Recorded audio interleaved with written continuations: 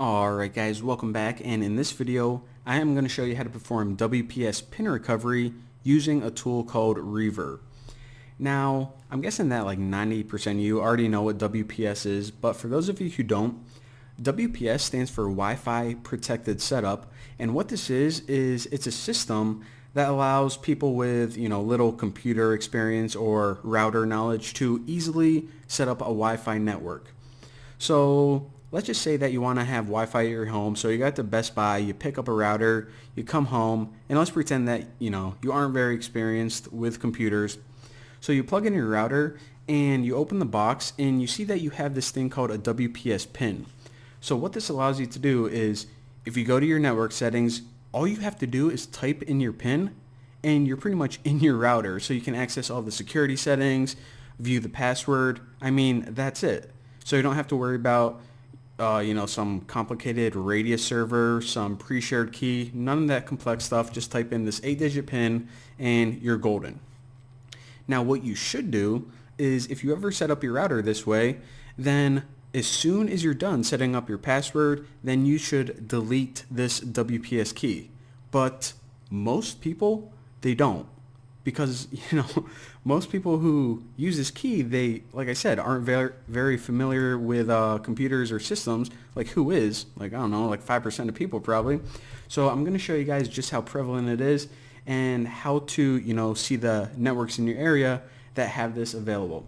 And there's a lot more to it, but I just want to show you guys the basics of it. And by the way, let me just type 8 random numbers right there.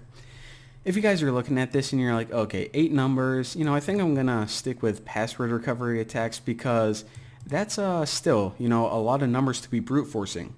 Well, lucky for the people who made this system, this number is actually split into 2 parts. So it's actually 4 digits and 4 digits. So, I mean, it cuts the brute force time in like less than half, like a fraction of the time. But again, this is just bonus information. Let's get to the fun part. So the first thing we need to do is we need to find a network that has this WPS still enabled.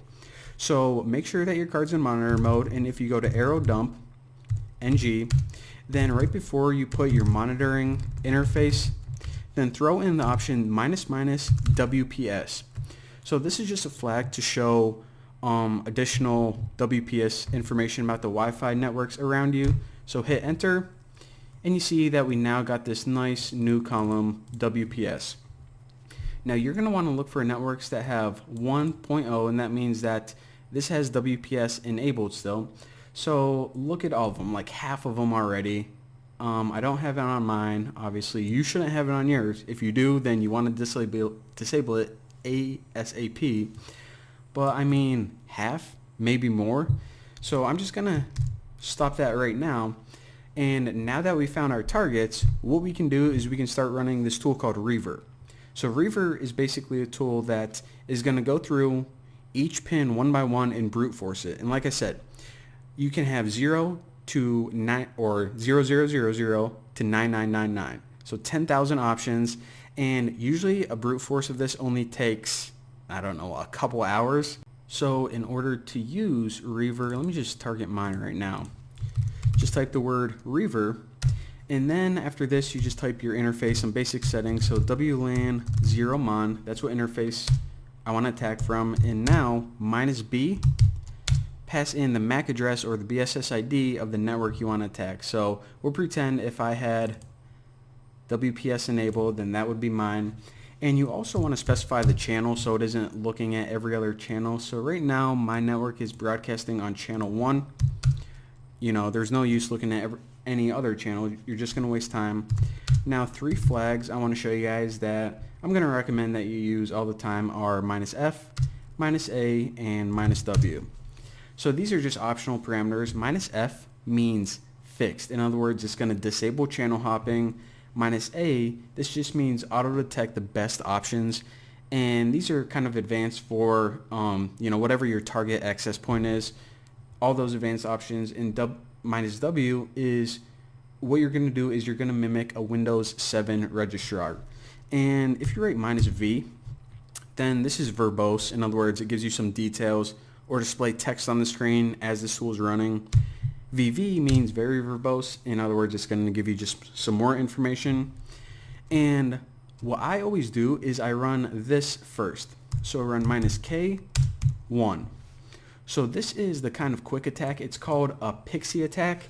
Now if Pixie, whenever you do this, pretty much Pixie WPS, if you're familiar with that tool, the mode is enabled. So it's going to run through all the common pins, and if it doesn't hit, then you can run this tool again like this without it. But I always like to run Pixie first, just so I can see, it just helps speed it up. So let me just run through these real quick. I'm not actually gonna get their pin, but basically what it's gonna do is it's gonna try the common ones first, and then it's gonna just start brute forcing.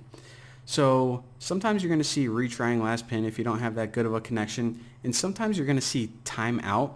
Now what this means is some routers, they don't allow you to just keep pounding them with these pins, so you can only hit it like once every 30 seconds. But a lot of routers, they're just like, all right, you can just keep trying, so then it's gonna try it like every 1 second.